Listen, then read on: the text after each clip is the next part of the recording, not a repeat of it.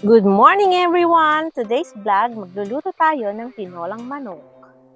Kaninang umaga, sabi ng panganay ko, gusto daw niyang mag-ulam ng tinolang manok. Kaya pagkahatid ko siya sa school, dumaan na ako sa palengke at namili ng lulutuin. Pero itong dahon ng malunggay, libre to dahil pinitas ko lang sa kapitbahay. Ito namang papaya, kasama sa pinamili ko to. Bali, 35 pesos ang isa. Tamang laki lang. Hugasan ko lang mabuti para matanggal yung kanyang dagta kasi medyo madulas. At ito naman karne ng manok, 2 pirasong legs or drumstick at 2 pirasong thigh. Sa halagang 154 pesos. Tinanggal ko na rin ang balat kasi minsan sabi nga nila doon nakukuha ang kolesterol sa balat ng manok. Ilagyan ko to ng asin kasi nakakatulong ito para mawala ang lansa.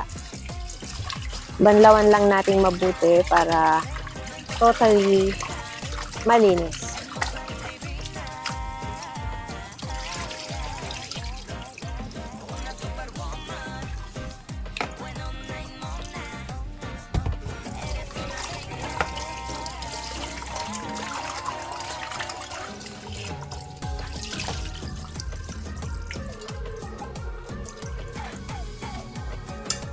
O ayan, malinis na.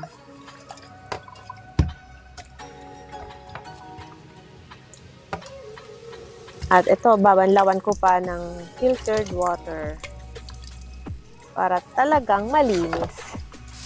Minsan may pagka-OC ako eh.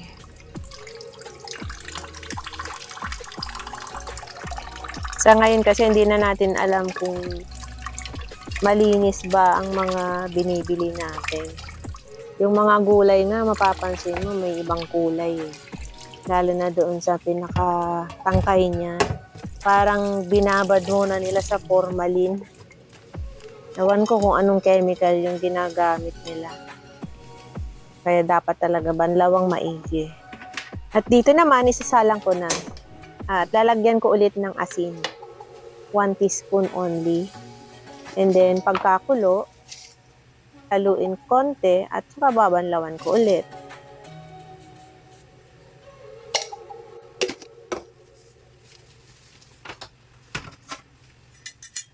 At saka takpan at hintayin nating kumulo. Pagkakulo, konting halo at banlawan ulit.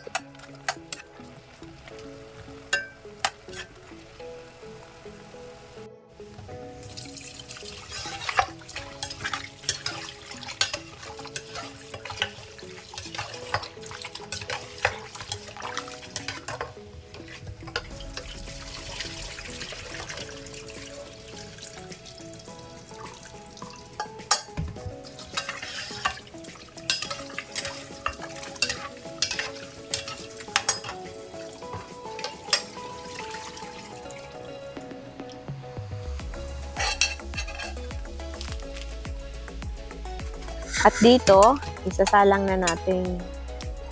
Bali, katamtamang apoy lang yung lakas. Tapos, dito ilalagay ko na ang luya, sibuyas, konting mantika, para igisa ko konti. Mga 1 tablespoon siguro. Dito, naglagay din ako ng konting asin. Siguro half teaspoon lang. Puro tansya lang ako pag nagluluto. Tapos yan, durog na paminta at dahon ng laurel.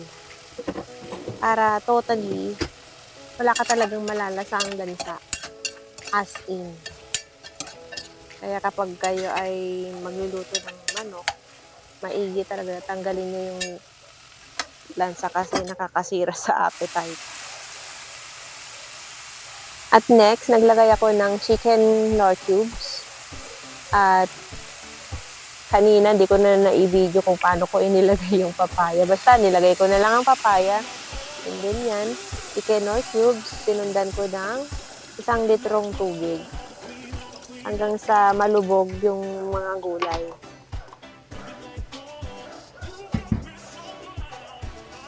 Haluin natin ng bahagya at takpan.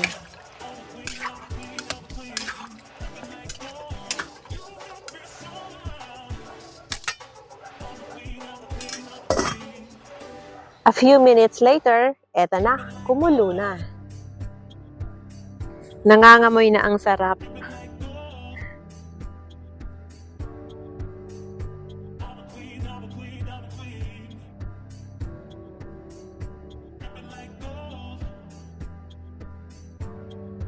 Takpan ko lang ulit at tapos naalala ko, nakalimutan ko palang lagyan ng pamintang buo. Kaya nilagyan ko na. At ito pala, kailangan daw tanggalin itong bula sa ibabaw. Yan ang sabi ng nanay ko nung nabubuhay pa. Kaya yan, nasanay na akong magtanggal ng ganyan. Kada nagluluto ako ng tinola, di ba?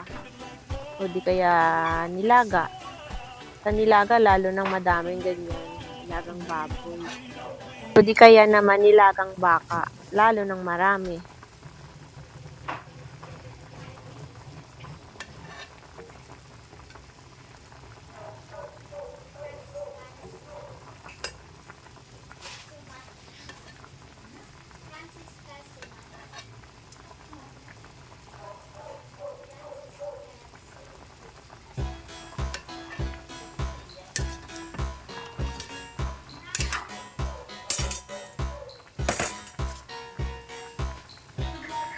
At isunod na natin itong pinakahuling sangkap, dahon ng malunggay.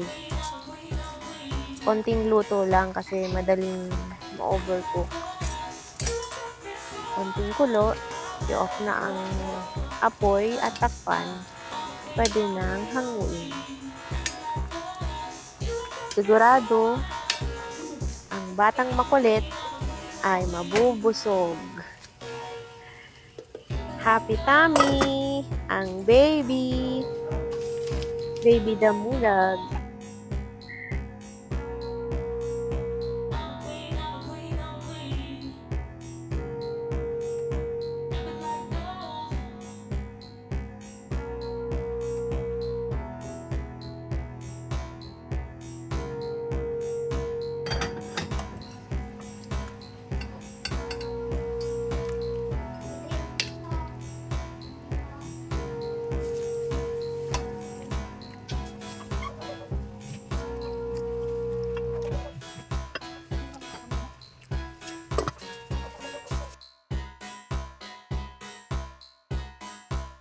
Yummy!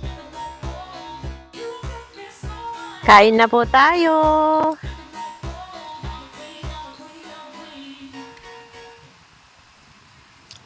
Thank you for watching. Please follow, share, and react. Goodbye!